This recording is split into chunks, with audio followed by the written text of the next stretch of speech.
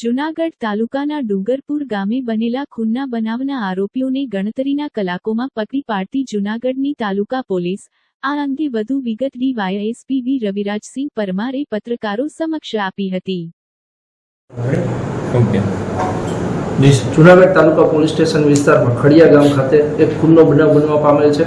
જે બનાવની વિગત એવી છે કે આ કામે મરણ જનાર રફીક શાહ કરીમ શાહ રફાઈ જે ડુંગરપુરના રહેવાસી છે, તેઓ તારીખ 16/4/26ના રોજ પોતાના ઘરે હોય છે.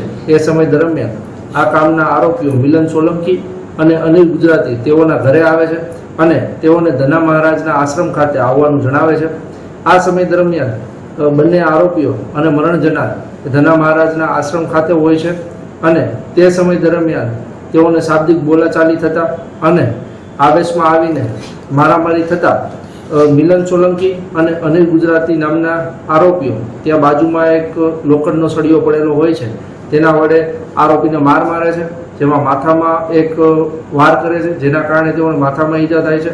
આ ઉપરાંત તેઓના પગમાં પણ ફ્રેક્ચર જેવી ગંભીર ઈજાઓ થાય છે અને આરોપી જે છે એ ફરિયાદી જે છે મરણ જનાર તે મૃત્યુ પામે છે, જેના કારણે મિલન સોલંકી અને અનિલ ગુજરાતી નામના આરોપીઓને સદર બાબતની પોલીસને જાણ થતાં તેઓને સામાન્ય ગણતરીના કલાકોમાં પકડી પાડવામાં આવેલ છે અને આ ઉપરાંત અન્ય જે તપાસની કાર્યરીતિ છે તે હાલ ચાલુ છે. સબ શું કરવા આ ત્રણેય સાથે ગયા હતા? કોઈ સામે આવ્યું છે? કોઈ બીજી વાત? હાલ પ્રાથમિક તપાસમાં તેઓ કોઈ નશાકારક પદાર્થનું સેવન કરવું હોય તે બાબતે તેઓ ભેગા થયેલ હતા તેવી પ્રાથમિક માહિતી છે. સર, મરણ જનાર શું કામ કરે છે? મરણ જનાર સામાન્ય છૂટક મજૂરી જ કરતા હોય છે. સાહેબ, આરોપીમાંથી કોઈનો ગુનાહિત ઇતિહાસ ખરો બંનેમાંથી? જે મિલન સોલંકી નામના જે વ્યક્તિ છે તેઓના ઉપર સામાન્ય ગુનાઓ છે.